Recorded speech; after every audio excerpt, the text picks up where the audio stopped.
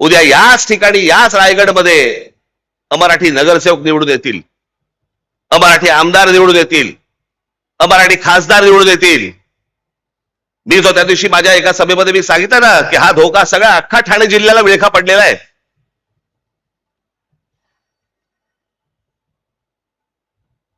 आज इथे विमानतळ येत आहे, इथे अगोदर एक पोर्ट आहे.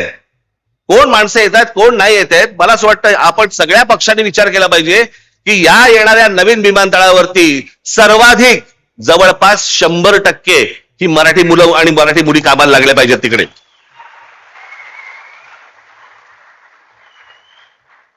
बाहेरून कोणीतरी उद्योगपती येणार, तुमच्याकडच्या जमिनी घेणार, तुमच्याकडचे धंदे घेणार आणि वाटेल तो थैमान घालणार.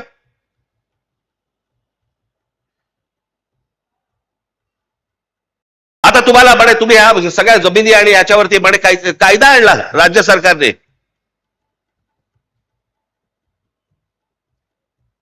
तुम्ही कोण आहात? तर अर्बन नक्षल आहात, शहरामध्ये राहणारे नक्षल.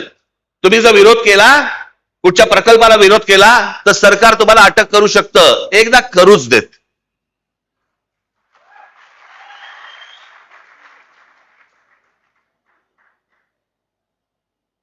या महाराष्ट्रामध्ये मराठी माणसाच्या थडग्यावरती उद्योग नाही उभे राहणार. उद्योग आणायचे असतील तर मराठी माणसाचा मान सन्मान राखूनच तुम्हाला उद्योग आणावे लागतील, त्याशिवाय तुम्हाला आणता येणार नाहीत. कोण कुठे येतोय काही पत्ताच लागत नाहीये. कुठून रस्ता, म्हणजे या संपूर्ण राज्यामध्ये कोणत्या प्रकारची प्रगती होते, कुठून रस्ते निघणार आहेत, काय निघणार आहेत, फक्त मंत्र्यांना माहिती. का? तेच ठरवणार आणि रस्ता व्हायच्या अगोदर तेच जमिनी घेणार आणि मग या सगळ्या उद्योगपतींशी व्यवहार करणार आणि मग सगळे गब्बर होणार आणि मग निवडणुकीच्या तोंडावरती विषय गेला बाजूला, विचार गेला बाजूला, फक्त तोंडावर तुमच्या पैसे फेकून मारणार आणि तुमच्याकडनं मतं घेणार.